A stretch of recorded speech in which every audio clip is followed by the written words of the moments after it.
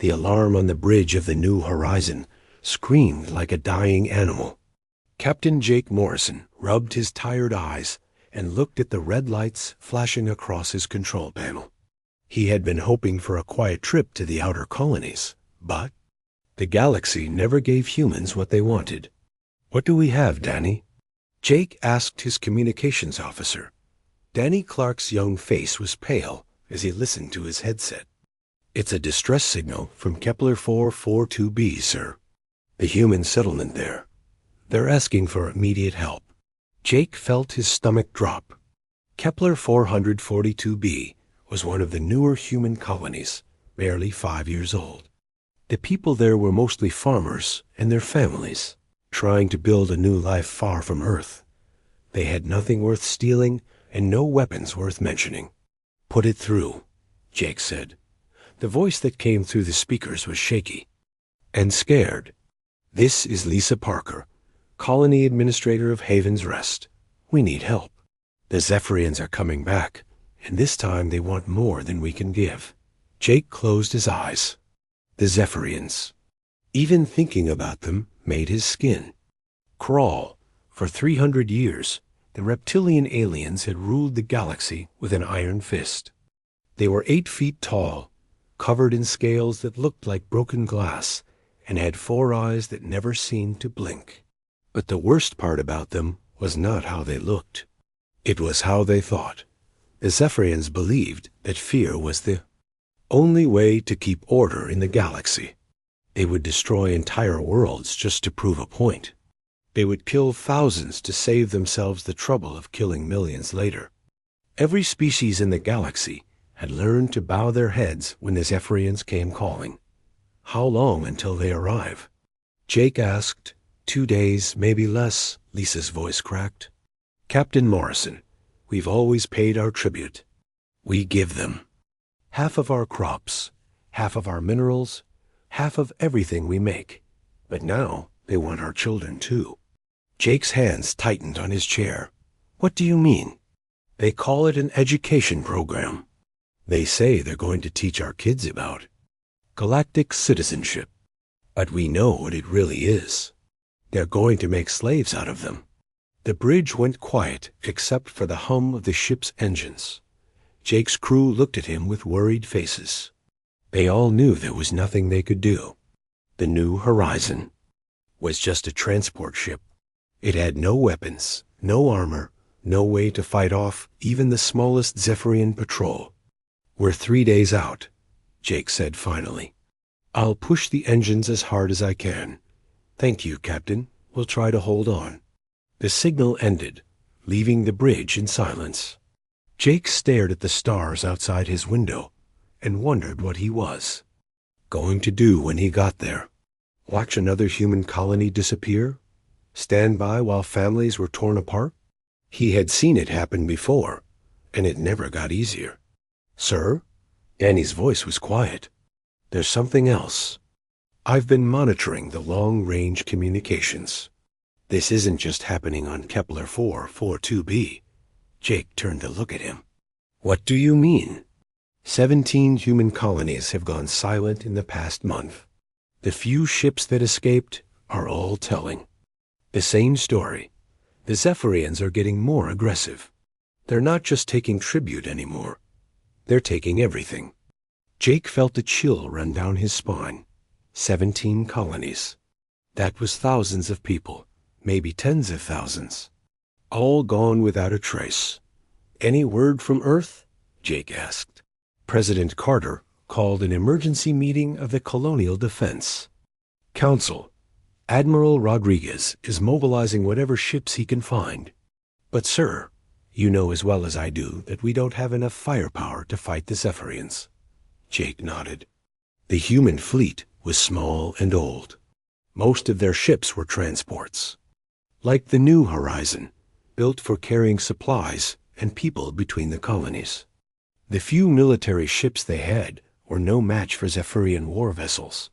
On the other side of the galaxy, War Master Krickstall stood in the command center of his flagship, the Devourer. The massive Zephyrian was studying reports from across human space and what he saw made him pleased. The humans were finally learning their place. "The tribute collections are proceeding as planned," reported his aide, Commander Veximer. "Resistance has been minimal." Krikstal's 4 eyes gleamed with satisfaction. "Good. These humans have been too comfortable for too long. They think their little colonies are safe because they're far from the center of the galaxy. It's time they learned that nowhere is safe from the Empire." "What about the ones who refuse to comply?" Veximer asked. "Make examples of them. The galaxy needs to remember why we rule and they serve." Krikstal had been a war master for over a century. He had crushed rebellions on dozens of worlds and brought entire species to their knees. Humans were no different from any other species he had conquered. They would break, just like all the others. "There is one thing, War Master," Veximer said. "Carefully. Some of the other species are watching how we handle the humans. The Altarians, the Centauri, even the Rigel clans. They're all waiting to see if humanity will resist." Krikstal's laugh was like grinding stone. "Let them watch. When they see what happens to those who defy us, they'll remember why the galaxy fears our name." Back on the New Horizon, Jake was pushing his ship harder than he ever had before. Engines were running hot, and his chief engineer kept warning him about system failures. But he didn't care. Somewhere out there, human families were counting on him to arrive in time. He knew he probably couldn't save them. The Zephyrians had weapons that could turn planets into dust. His ship had emergency flares and a few repair tools. But he had to try. That was what made humans different from the other species in the galaxy. They tried, even when they knew they would fail. The stars streaked past his window as the New Horizon raced toward an uncertain fate. Behind him, Earth was mobilizing. For war. Ahead of him, innocent people were preparing to die. And somewhere in between, the galaxy held its breath, waiting to see what would happen when an unstoppable force met an immovable object. Jake Morrison had no idea that he was about to witness the beginning of the end of the Zephyrian Empire. All he knew was that he had to try to save as many people as he could. It was the human way. 3 months had passed since the New Horizons emergency run to Kepler 442b. Jake Morrison stood in the observation deck of the orbital station above Earth, watching supply ships come and go. The view should have been peaceful, but nothing felt peaceful anymore. The rescue mission had been a disaster. By the time Jake arrived at Haven's Rest, the Zephyrians had already taken what they wanted. Half the colony's children were gone, along with most of the adults who had tried to stop them. The survivors told stories that made Jake's stomach turn. "Captain Morrison?" A young voice interrupted his thoughts. Jake turned to see Danny Clark walking toward him. The communications officer looked older than his 25 years. They all did these days. "The President wants to see you," Danny said. "The Colonial Defense Council is meeting in an hour." Jake nodded and followed Danny through the corridors of the station. Earth's capital had been moved to orbit decades ago, after the planet became too crowded. The station was huge, with millions of people living and working inside its rotating sections. But today it felt empty and cold. The meeting room was packed with the most important people in human space. President Helen Carter sat at the head of the table, her gray hair pulled back in a tight bun. Admiral Ben Rodriguez stood next to a wall display showing the outer colonies. His uniform was crisp, but his face looked exhausted. "Gentlemen, ladies," President Carter began, "the situation is worse than we feared." Admiral Rodriguez touched his control pad, and the display changed to show a map of human space. Red dots marked the locations of colonies that had gone silent. There were dozens of them. "In the past 3 months, we've lost contact with 43 human settlements," Rodriguez said. "Some were destroyed completely. Others had their populations taken as slaves. The Zephyrians call it their compliance protocol. Jake felt sick. 43 colonies meant hundreds of thousands of people. Maybe more. What about the other species? Asked Senator Tom Brady from the Outer Worlds. Are they helping the Zephyrians? No, Rodriguez replied, but they're not helping us either. The Altarians, the Centauri, the Rigel clans, they're all staying neutral. They're too scared to act. President Carter leaned forward. We can't blame them. The Zephyrian Empire has ruled the galaxy for 3 centuries. They've never been defeated, never even been seriously challenged. Most species think we're crazy for even considering resistance. What about our fleet? Asked General Lisa Ward from the Colonial Marines. How many ships can we put into space? Rodriguez's expression darkened. We have maybe 200 ships that can fight. Most are old patrol boats and converted transports. The Zephyrians have thousands of warships, each one more powerful than our entire fleet. The room fell silent. Everyone knew the numbers, but hearing them out loud made the situation feel hopeless. There's something else, Rodriguez continued.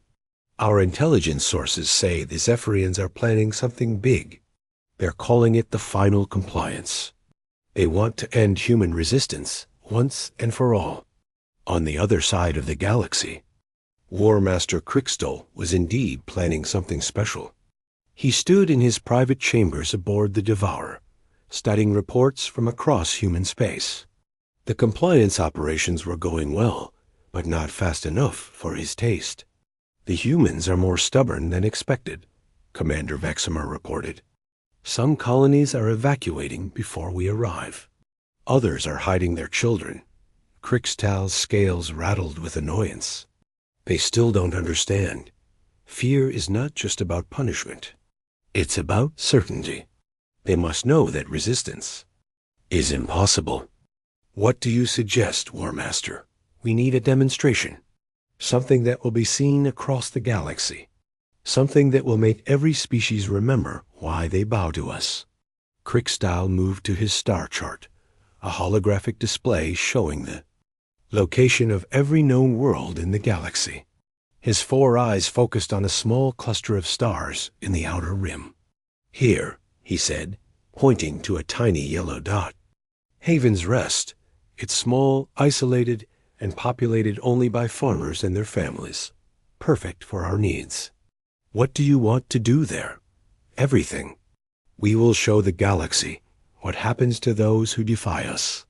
We will make Haven's Rest a lesson that no one will forget.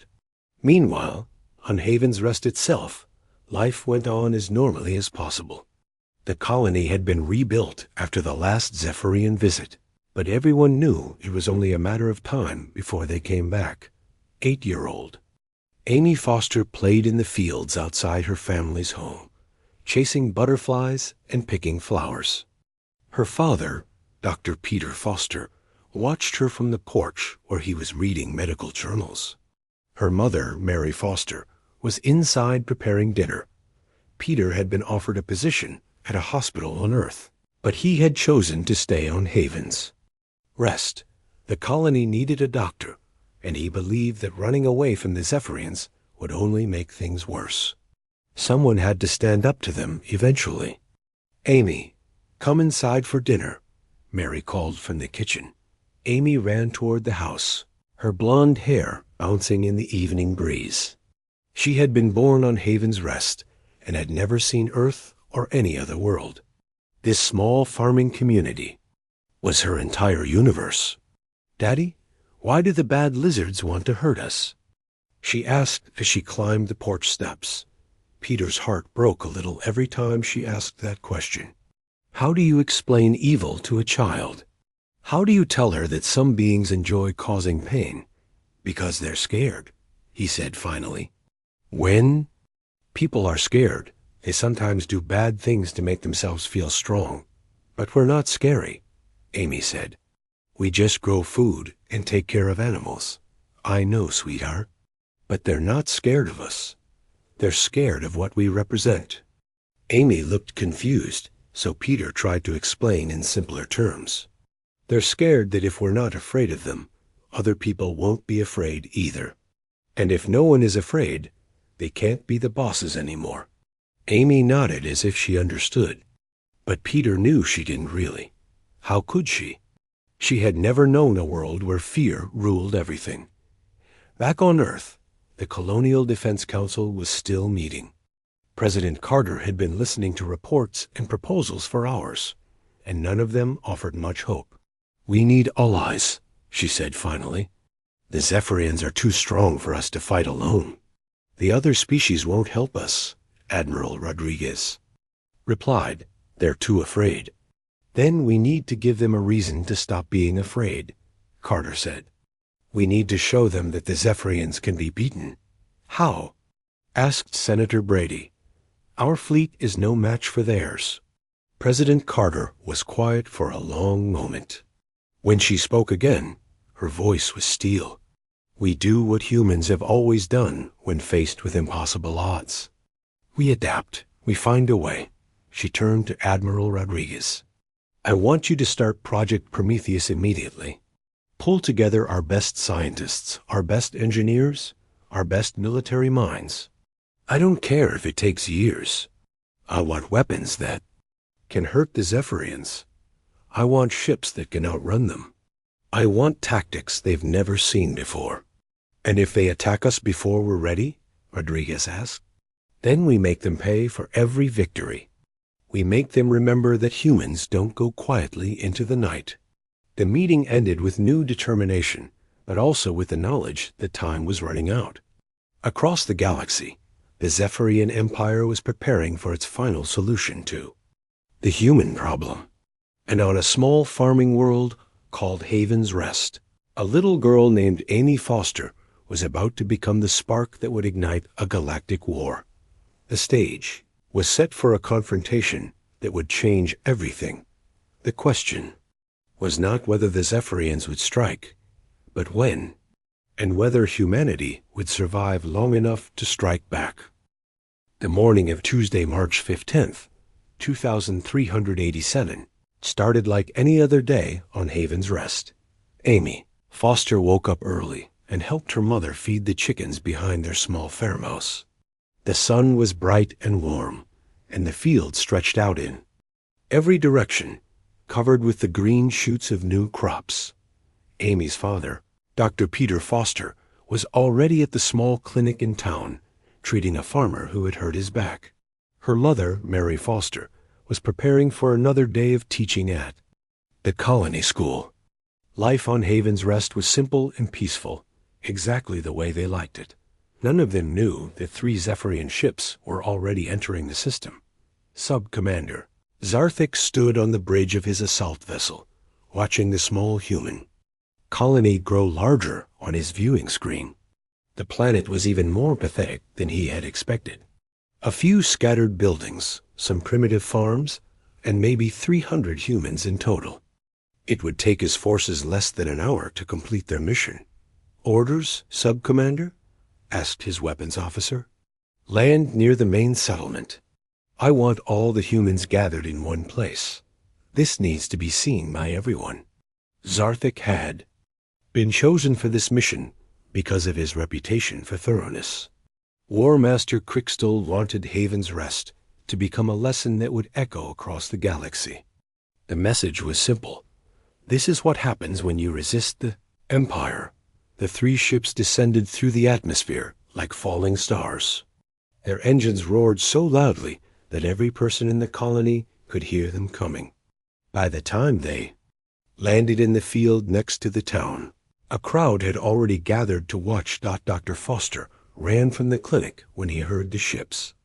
Mary Foster grabbed Amy's hand and pulled her toward the town square, where most of the colonists were already gathering. Everyone knew what Zephyrian ships meant. The only question was how bad it would be this time. "Stay close to me," Mary whispered. To Amy, "Whatever happens, don't let go of my hand." Amy nodded, but she wasn't really scared. She had heard stories about the Zephyrians, but she had never seen them in person.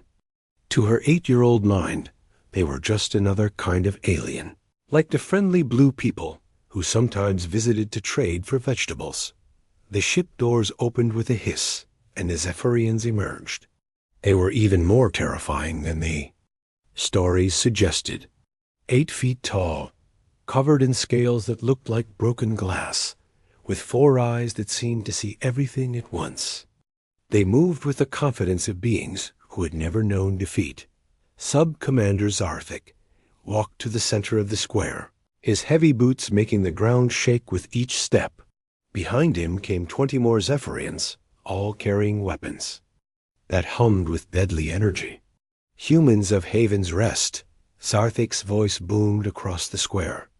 You have been selected for a special honor.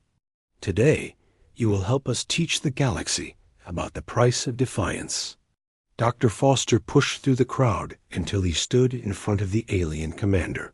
His hands were shaking, but his voice was steady. We've always met our tribute obligations. We've given you everything you asked for. Zarthik looked down at the human doctor with something like amusement. Tribute? You think this is about tribute? This is about teaching your species its place in the galaxy. We're just farmers, Dr. Foster said. We have no weapons, no military. We're not a threat to anyone. You're wrong, Zarthik replied. Your very existence is a threat.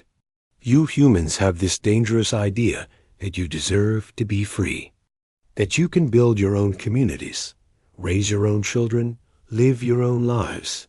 This idea spreads like a disease to other species. Today, we cure the galaxy of this infection. The sub-commander gestured to his soldiers, and they began, moving through the crowd, separating families, and pushing people into groups.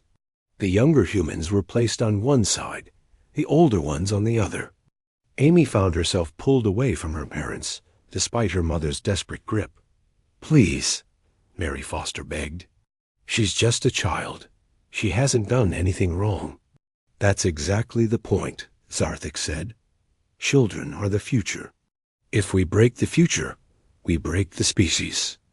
Dr. Foster tried to move toward his daughter, but 2 Zephyrian soldiers blocked his path. You can't do this. She's innocent. Innocence is a luxury your species can no longer afford, Zarthik replied. He walked over to where Amy stood with the other children. The little girl looked up at him with wide eyes, more curious than afraid. What's your name, young human? Zarthik asked. Amy Foster, she said in a small voice. Are you going to hurt us? Zarthik's scales rattled with what might have been laughter. I'm going to teach you about the galaxy, little one. The first lesson is that hope is dangerous. The second lesson is that defiance has consequences. He turned to address the entire crowd. Your species has been spreading lies across the galaxy. You tell other races that they don't have to bow to us. You whisper about freedom and resistance. You plant seeds of rebellion wherever you go. The sub-commander drew his sidearm, a weapon that glowed with purple energy. Today, we end those lies. Today, we show the galaxy what happens to those who refuse to kneel. Dr. Foster broke free from the soldiers holding him and ran toward his daughter. No, take me instead, please. But it was too late. The weapon fired with a sound like breaking glass, and Amy Foster fell to the ground. The little girl who had been chasing butterflies that morning would never chase anything again. The silence that followed was complete. Even the Zephyrians seemed shocked by what they had just witnessed. Dr. Foster collapsed next to his daughter's body, his sobs echoing across the square.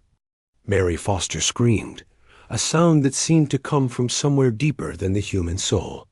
Let this be a lesson, Zarthik announced to the crowd. This is what happens when you resist the Empire.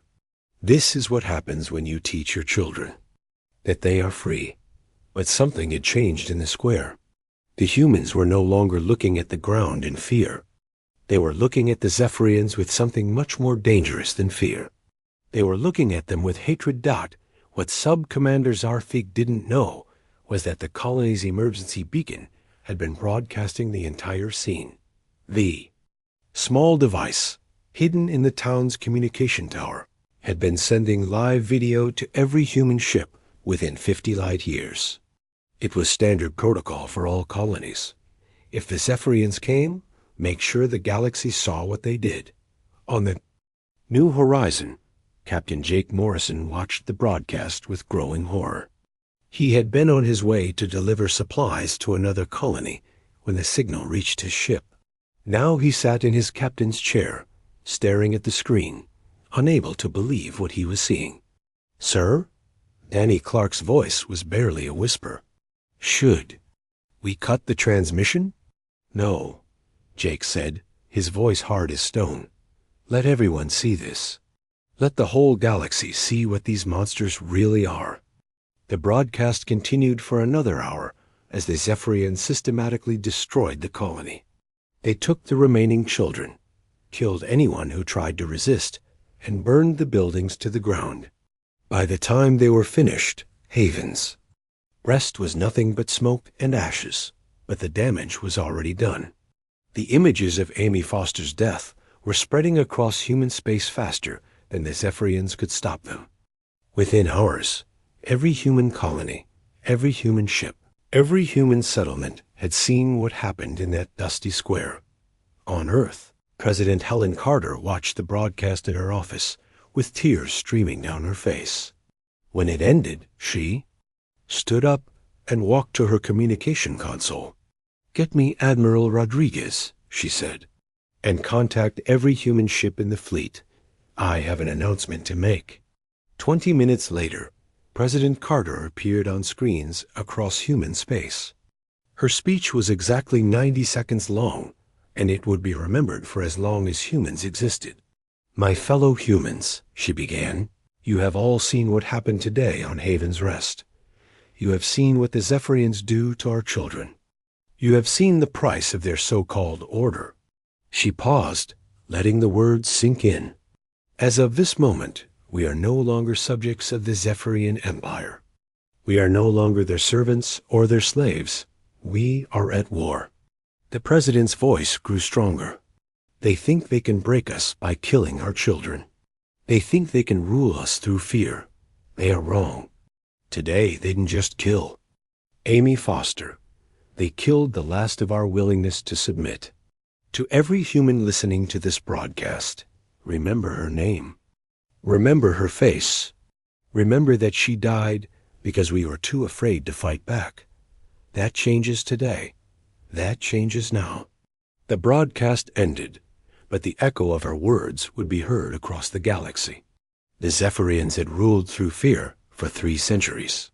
But they had just learned something they didn't know about humans. There are some things more powerful than fear. On his flagship, War Master Crickstow received the reports of the president's speech with disbelief. The humans were declaring war? Against the Empire? It was impossible. It was suicide. "Shall the First order the fleet to Earth?" Commander Veximer asked. "No," Crickstow said slowly.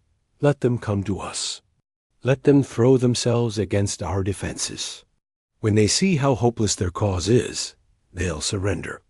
But even as he spoke, Crickstow felt something he had never experienced before. For the first time in his long life, he was not certain of victory. The humans had surprised him once.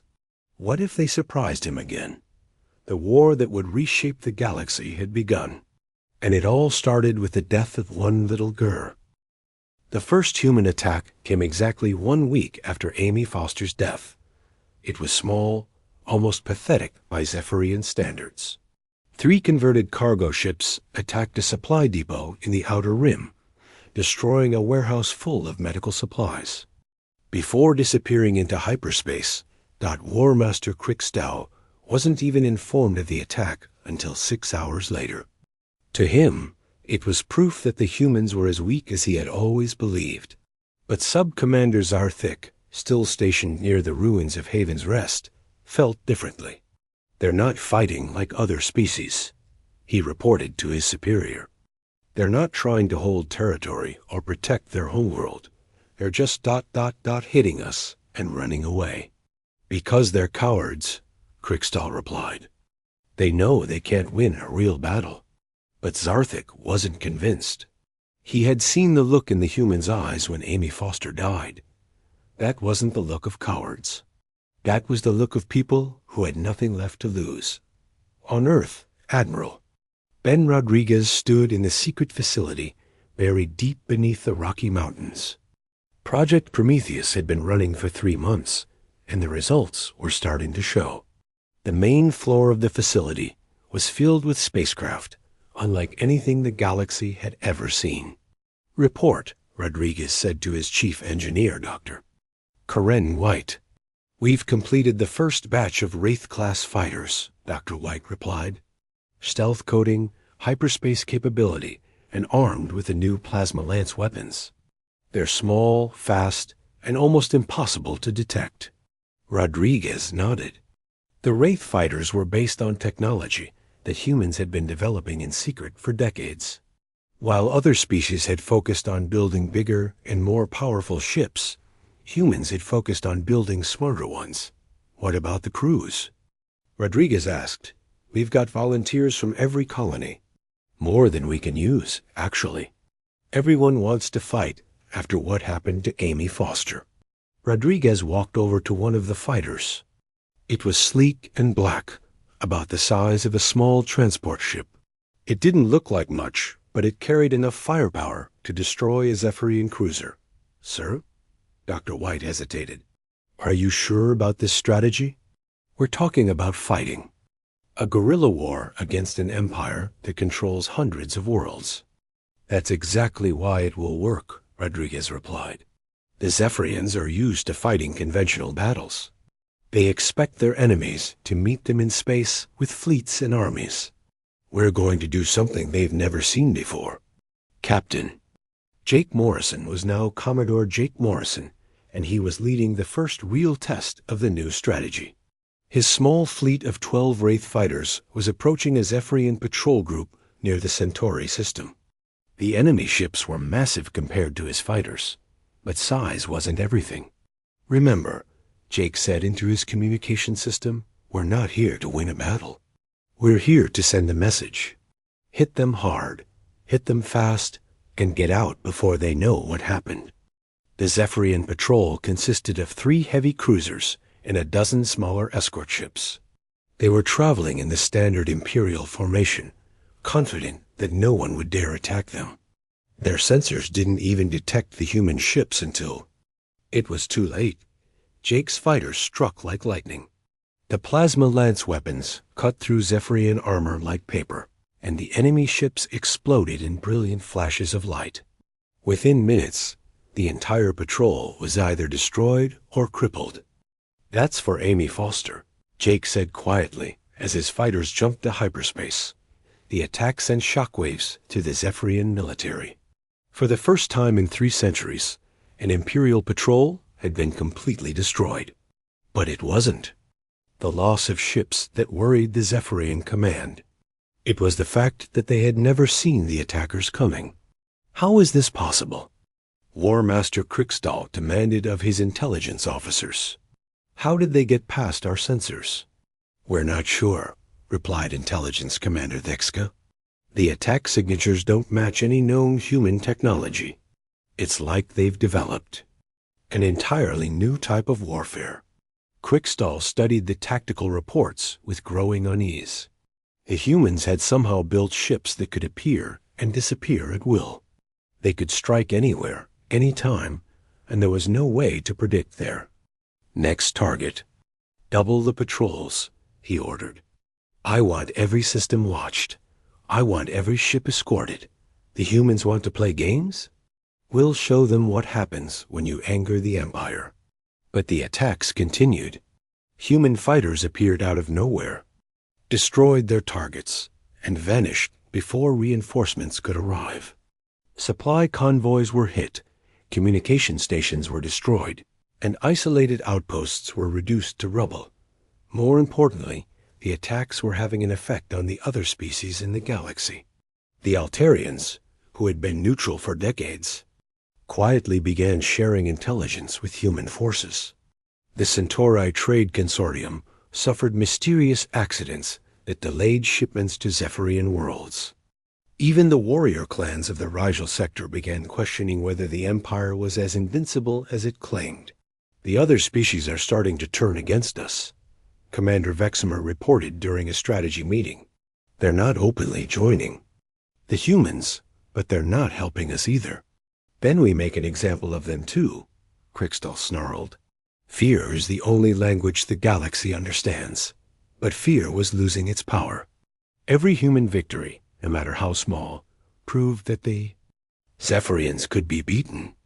And every Zephyrian retaliation against innocent civilians only made more species angry.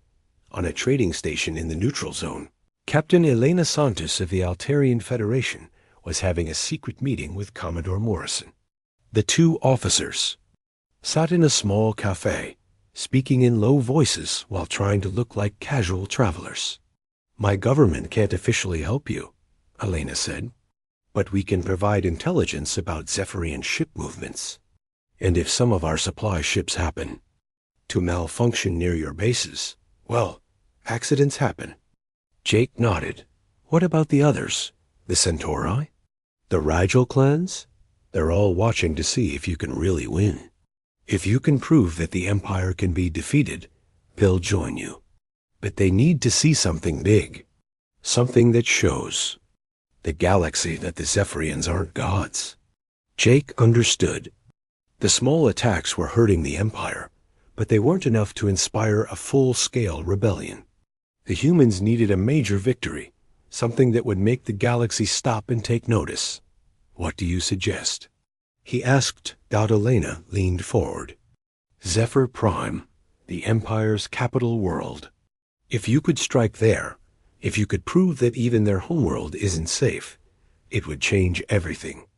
Jake felt his blood run cold. Zephyr Prime was the most heavily defended world in the galaxy. It was surrounded by battle stations, protected by entire fleets, and guarded by the Empire's best warriors. Attacking it would be suicide. "It's impossible," he said. "Maybe," Elena replied. "But if you could do it, if you could actually hurt them where they live, every species in the galaxy would know that the Empire can be beaten." Back on Earth, President Carter was meeting with her military advisors. The war was going better than anyone had expected, but it was still a long way from over. "We've destroyed maybe 50 Zephyrian ships," Admiral Rodriguez reported. "But they have thousands more, and they're starting to adapt to our tactics." "What about casualties?" Carter asked. "Light on our side, heavy on theirs. The hit-and-run tactics are working. But, Mom, we need to think about the long term. We can't keep this up forever." Carter nodded. She had been thinking the same thing. The human fleet was small and couldn't afford to lose ships in prolonged battles. They needed allies, and they needed them soon. "Any word from the other species?" she asked. "Unofficial support only. The Altarians are helping with intelligence. The Centauri are slowing down their trade with the Empire. But no one is willing to openly join us yet. They're waiting to see if we can really win," Carter said. "They want proof that the Empire can be defeated." General Lisa Ward, who had been quiet during the meeting, finally spoke up. "There is one way to get their attention. Zephyr Prime." The room went silent. Everyone knew what she was suggesting, and everyone knew how dangerous it would be. "It's their capital world," Ward continued. "If we could strike there, if we could prove that even their homeworld isn't safe, it would send a message that would echo across the galaxy. It would also get our entire fleet destroyed," Rodriguez pointed out. "Zephyr Prime is the most heavily defended world in known space." "Maybe," Ward replied.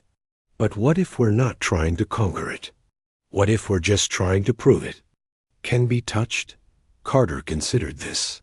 A successful attack on Zephyr Prime would indeed change everything, but the cost of failure would be the end of human resistance. "How many ships would we need?" she asked. "All of them," Rodriguez said quietly. "Every fighter we have, every pilot we can train. It would be everything we've built, everything we've worked for, in one massive gamble. And if we lose? Then the war is over, and the Zephyrians win. Carter was quiet for a long moment.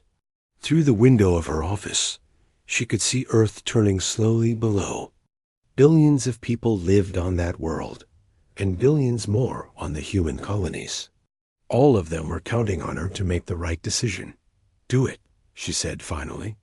Start planning the attack. We're going to hit them where they live. On Zephyr Prime itself, War Master Krixtal was meeting with the High Council of the Empire. The massive chamber was filled with the most powerful. The attack on Zephyr Prime began at dawn, local time. 500 human ships dropped out of hyperspace at the edge of the system, and for a moment, both sides simply stared at each other in disbelief.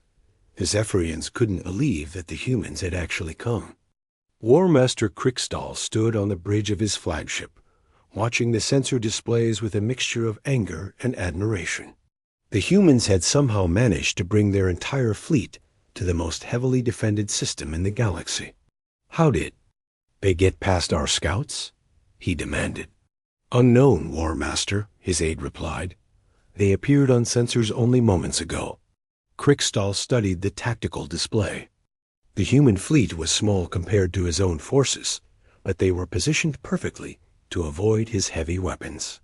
They had clearly studied Zephyrian defenses for months, maybe years. All ships, attack formation, he ordered. Show these humans what happens when they dare to challenge the Empire in our own home. But Commodore Morrison had no intention of fighting a conventional battle. As the massive Zephyrian fleet moved to engage, the human ships scattered in all directions, raking into small groups that darted between the enemy formations like angry wasps. Execute Plan Amy, Jake ordered, and his pilots knew exactly what he meant. The human fighters dove toward Zephyr Prime itself, using their stealth technology to slip past the orbital defenses. Their target was not the planet's cities or military installations. Their target was something much more important to the Zephyrian psyche, the Imperial Palace. The palace sat on a mountain overlooking the capital city, a massive structure that had stood for 1,000 years as a symbol of Zephyrian power. It was where the High Council met, where the Empire's decisions were made, where war masters planned their conquests. Incoming fighters. The palace defense commander shouted as human ships screamed through the atmosphere. All defense batteries open fire. But the human pilots had trained for this moment for months. They weaved between the energy beams, using their small size and incredible speed to avoid the massive defensive weapons. One by one, they reached their targets. The first explosions lit up the palace like fireworks. Plasma lances cut through ancient stone, bringing down towers that had witnessed the conquest of hundreds of worlds. The humans weren't trying to destroy the building completely, but they were making it clear that they could dot in his throne room. Council leader Mordak felt the building shake around him. For the first time in his long life, he was afraid. Humans had reached the very heart of the Empire, and they were tearing it apart. Get me War Master Krixtal, he ordered. End this now. But Krixtal was having problems of his own. The human fleet had split into dozens of small groups, each one attacking a different target. His massive warships were too slow to catch the swift human fighters, and every time he concentrated his forces on one group, another would appear somewhere else. They're everywhere, his weapons officer reported. Communication stations, supply depots, patrol bases, they're hitting everything at once. Krixtal realized that he had been outmaneuvered. The humans hadn't come to conquer Zephyr Prime. They had come to prove that it could be touched, that even the Empire's greatest stronghold was vulnerable. Sir, his communications officer called out. We're receiving transmissions from across the galaxy. The other species are reacting to the attack. Krixtal's 4 eyes went wide as he listened to the reports. On Altair, the Federation was openly declaring support for the human rebellion. In the Centauri system, trade ships were refusing to carry cargo for the Empire. The Rigel warrior clans were mobilizing their fleets and demanding answers from Zephyrian commanders. The attack on Zephyr Prime was being broadcast across the galaxy, and every species was watching as human fighters danced through the empires. Defenses. The message was clear. The Zephyrians could be beaten. War Master. Council Leader Mordak's voice crackled over the communication system. You will end this attack immediately, or you will be replaced. Crystal looked at the tactical display one more time. He could probably destroy most of the human fleet if he was willing to sacrifice half his own ships. But the damage was already done. The galaxy had seen Zephyr Prime under attack, and that image would spread faster than he could stop it. All ships, concentrate fire on the human flagship, he ordered. If he could kill their leader, maybe he could still claim victory. Jake Morrison saw the entire Zephyrian fleet turning toward his ship and smiled grimly. This was exactly what he had expected. The Zephyrians always focused on single targets, always tried to win through overwhelming force.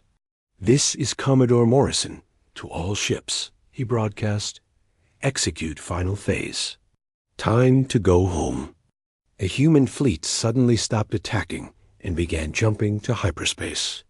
One by one, the small ships vanished, leaving the Zephyrians firing at empty space. Within minutes, the entire human force was gone, leaving only wreckage and the burning remains of the Imperial Palace. The Battle of Zephyr Prime was over. It had lasted less than 2 hours, but it changed the galaxy forever. In the weeks that followed, the rebellion spread like wildfire. The Altarian Federation formally declared war on the Empire. The Centauri Trade Consortium cut off all economic ties with Zephyrian worlds. The Rigel warrior clans began launching attacks on Imperial outposts. More importantly, the Zephyrian military began to crack. Ship captains who had never questioned orders started asking why they were fighting. Soldiers who had followed the Empire blindly began deserting. The fear that had held the galaxy together for 3 centuries was finally breaking. The final confrontation came 6 months later in the same system where Amy Foster had died. War Master Crickstow, his fleet reduced to a fraction of its former size, faced Commodore Morrison one last time above the ruins of Haven's Rest. I don't understand, Crickstow transmitted to the human ship. How did you do it? How did you defeat an empire that ruled for 300 years? Jake Morrison's reply was broadcast across both fleets, human and Zephyrian alike. You ruled through fear, but you never understood what makes us human. We don't fight because we're not afraid. We fight because we are afraid, and we do it anyway. The final battle was brief. The Zephyrians, their morale broken and their allies gone, surrendered without firing a shot. War Master Crystal was taken prisoner, along with most of his surviving officers. But the most important moment came later, during the War Crimes Tribunal.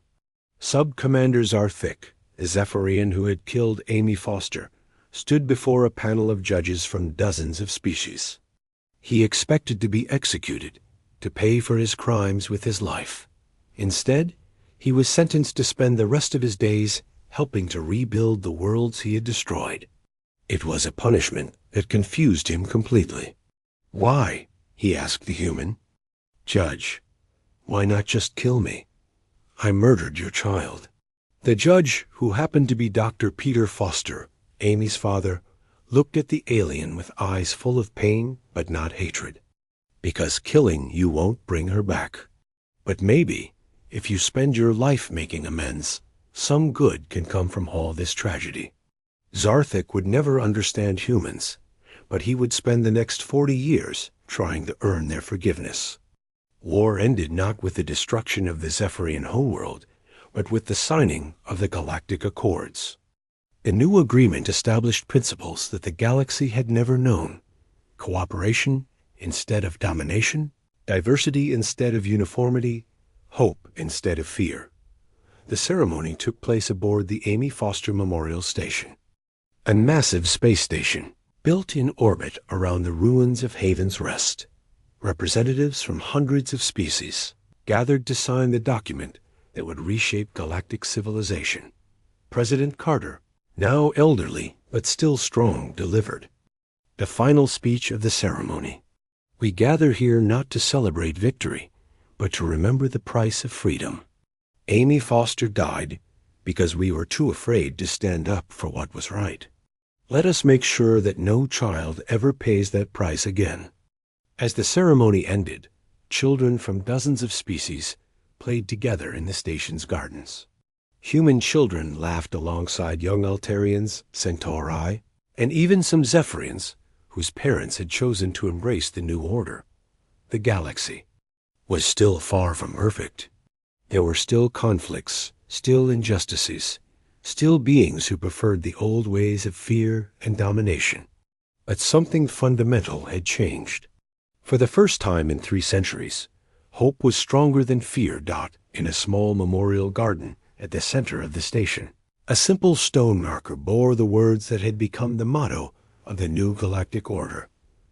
She was 8 years old, and she changed the universe. Amy Foster had been dead for 2 years, but her legacy would live forever. The little girl who had chased butterflies on a quiet farming world had become the spark that ignited a galactic revolution. The reign of fear was over. The age of hope had begun, and somewhere in the gardens of the memorial station, butterflies danced in the artificial breeze, free at last to fly wherever they chose, just as Amy would have wanted.